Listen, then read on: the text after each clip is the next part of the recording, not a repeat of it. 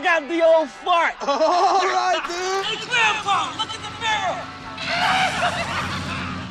You filthy bastards. Happy Halloween, asshole! Damn kids.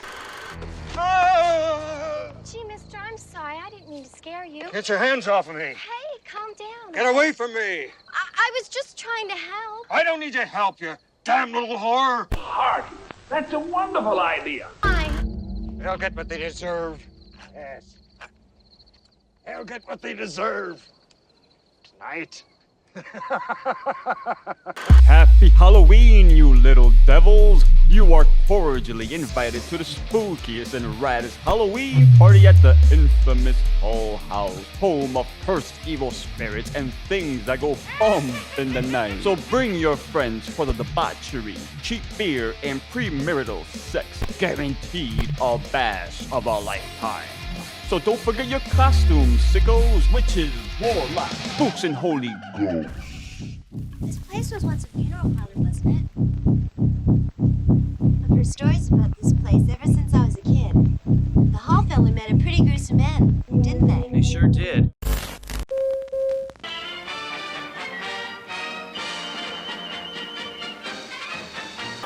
Good evening, and welcome to a Horror Fiend TV News Special Edition. I am Joe Fretz. The infamous Hull House, an abandoned mortuary with a gruesome history, rumored to be damned by demonic spirits. What you are about to witness is the story of Angela Franklin and her doomed high school friends on Halloween in 1988. And this, viewers, is where the story takes a turn for the worse. The evil spirits, once rumored, began to reveal themselves. What you are about to witness may shock you. Judy Cassidy, the girl next door, our main antagonist in this spooky and kooky fable. Jay is her horny boyfriend, your typical scumbag. Sal Romero, this fucking guy. He's Judy's overbearing ex and party crasher. Somehow, this irritating thug became the best character in this film. Max and Franny, Judy's friends and the living embodiment of the 80s zeitgeist. Stooge, Roger, and Helen. More students from Judy's high school, and it wouldn't take long being around Stooge and not want to chop him in the fucking throat. Seriously, you don't see characters this abrasive in mainstream films anymore. Finally, school outcasts Angela and Suzanne rob a store blind from a couple of sweaty, nose-picking perverts. It was quite the introduction. Here, the sultry Suzanne is portrayed by cult favorite Lenny Quigley, who played trash in Return of the Living Dead, despite being a little too old to pass as a teenager. Only in the 80s. Finally, all of our players enter Hull House, a cursed crematory with a violent past and a maniacal, vengeful resident. Loud, generic heavy metal music blares through Stooge's dingy boombox before the batteries abruptly cut off. Angela proposes the gang play a game. The apprehension is strong as Helen is fearful of calling the dead on Halloween night. Franny suggests they perform a past life seance. After Stooge and Roger stumble upon a large, dirty mirror, the group attempts the seance, despite some obvious concerns by Raj. The mirror clouds up in a black, foggy haze, like the moon eclipsing the sun. The seance is broken by Sal, who can't believe what he just saw. The large horned cranium of something bizarre and outlandish appears. Helen gasps as the demon's gaze morphs into her own head, smashing into the mirror like a crash dummy upon impact. Helen panics, causing the mirror to tumble forward, shattering into multiple large shards of glass. Suddenly, a faint knocking can be heard coming from the basement. The strange sounds begin to emanate louder and more ominous. The old furnace rattles, the large sealed door bursts open as a living voice can be heard, breathing and snarling hideously. The entity begins to move, making its way upstairs while staying hidden within the air itself, causing a foul smell to distract from the fact that our group is being hunted one by one. The first to be taken is Suzanne, obviously an easy target. Angela warns the group about the smell and the chill in the air, all signs of demonic infestation. Roger, coming from a religious background, claims this is a house of the dead. Angela cries out, the house isn't haunted by ghosts but possessed instead. Spirits taking on human form, they're demons.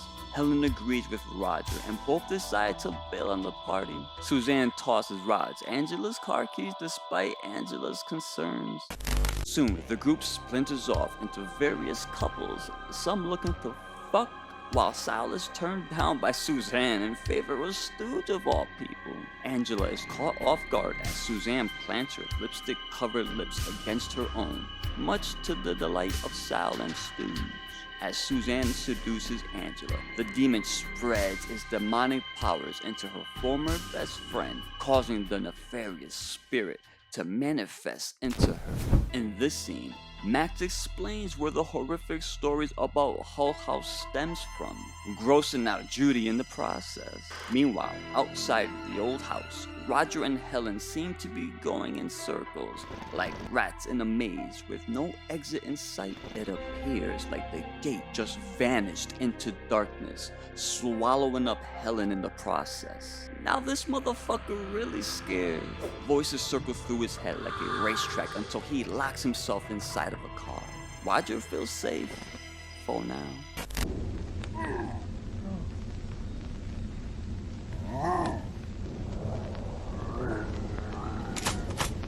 Back inside, Jay gets turned down by a frightened Judy and runs off like a moody teenager. This guy is a real piece of shit. Judy is now trapped inside of the dusty room, mysteriously locked from the outside. A nervous breakdown seemed imminent. Somewhere else in the house, Suzanne has seen better days as her face starts to resemble an old catcher's mitt. Stooge forces his way inside the old bathroom, but Suzanne is seemingly absent. Back downstairs, Angela is feeling a little frisky and performs an odd dance routine to the tune of Baja's Stigmata Martyr, much to Sal's amusement. Stooge returns, but Sal warns him of Angela's sudden odd behavior. The large fuck gets two shits and starts to dance with the temptress anyway. A steamy makeout session reveals to be a ruse, Stooge reduced to an insect captured in a Venus flytrap. Angela bites Stooge's tongue clean off before spitting it back out to spite her victim. Meanwhile, Sal discovers Suzanne having quite the bender, applying her lipstick all over her face like a child playing with crayons. Sal ain't into this weird shit. He's smart. Speaking of strange, Suzanne rips her top open and pushes her lipstick deep into her breast, entering through her nipple. While the demon has her way with Suzanne, Max and Franny attempt to have sex inside of a moldy coffin. Franny is played by Jill Terashita. If you've seen Sleepaway Camp 3, she played that bitchy Arab. Sal once again runs into Angela as she has her hands over the fireplace, burning them in the process. As the madness ramps up inside, Roger is scared shitless. Still inside the cursed vehicle, he begins to once again hear odd noises right before Helen's face splats all over the windshield, just like her vision. Then past life seances ain't no joke. Roger screams like a bitch, and I don't blame him. Finally, Jay is gonna get his dick wet, but Suzanne has other plans instead. Revealing herself as a demon, the possessed Suzanne gouges both of Jay's eyeballs, pushing them deeper into their sockets and into his brain. A busty Franny then gets her head twisted, snapping her neck clean by a demonic Stooge as Max gets his arm amputated off in messy fashion. Roger is back inside Hull House and is confronted by an evil Angela. This guy is a real piece of work in the coward department as Sal of all people tries to calm him down. The two soon free Judy and once again leaves everyone behind, running away in panic as Angela draws closer. Sal picks up Judy and the two flee into a nearby room where Suzanne cradles a dead-ass fuck Jay and suggests they all have an orgy. The demon reveals itself and knocks Sal through a window as Judy escapes, fearing for her life. The old wooden doors spring to life, opening and closing. You can just sense the anxiety. Max's severed arm reanimates to life and attacks Judy as she enters the Forsaken parlor. The dead meat rises, her former friends now her sworn enemies, lusting to tear deep into Judy's warm flesh. Our Alice soon discovers she's right back to where she started. A sudden noise halters Judy, but it's only Roger lurking about, still trying to find his way. Judy breathes a sigh of relief. However, a possessed stooge ambushes her and almost gives Judy a damn heart attack. Suzanne returns and damn, she's one ugly motherfucker. Judy keeps navigating the doomed house until she once again discovers Roger. Roger warns Judy to look out as Angela appears out of the thin air. The demon wraps her claws around Judy's neck just as Sal reemerges. Judy tumbles over the ledge during the scuffle and hangs onto dear life. The demon Angela lunges at Sal, causing the two of them to take one hell of a fucking header. God damn. Sal is impaled as his life comes to a tragic end. Roger aids Judy in support before once again being confronted by the vindictive demon. If crazy camera work is your thing, then this scene will absolutely tickle your fancy. The odd couple lock themselves in the crematorium, safe for the moment my man Roger breaks down as Judy comforts him. Alright, I won't lie, Roger is a coward, but honestly, he's kind of the most relatable. I mean, I'll be losing my shit too if I had a night like this. Judy searches for an exit, but only the old remains of what once was is discovered, revealing she was shifting through an old oven. Outside the door, the demons continue pounding the metal frame, yearning to get inside. Judy suddenly becomes Ellen Ripley and MacGyver's a makeshift blowtorch using the old gas line and a flimsy lighter. The door finally comes down and Judy lights the motherfuckers on fire. The couple flee the crematorium but soon run into their dead friends, all reanimated by possessed demons. Roger says, "Fuck it, I'm out," and hurtles through a window, leaving poor Judy to fend for herself.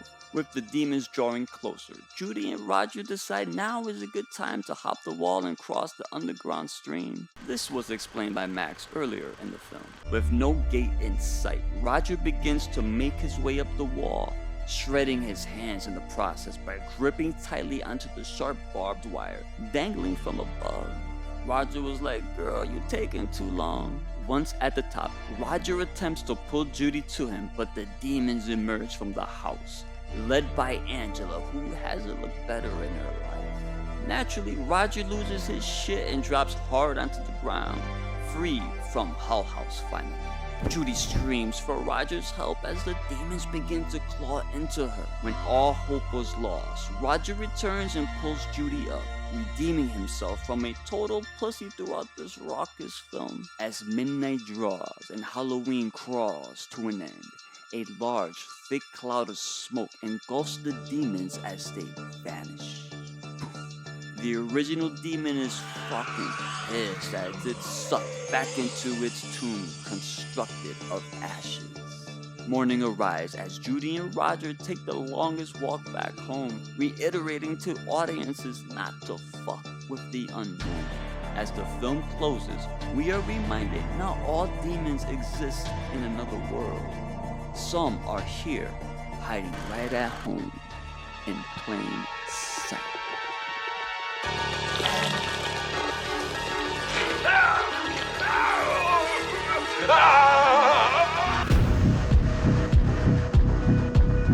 Run the door, Raj. We don't want you. We want the bitch.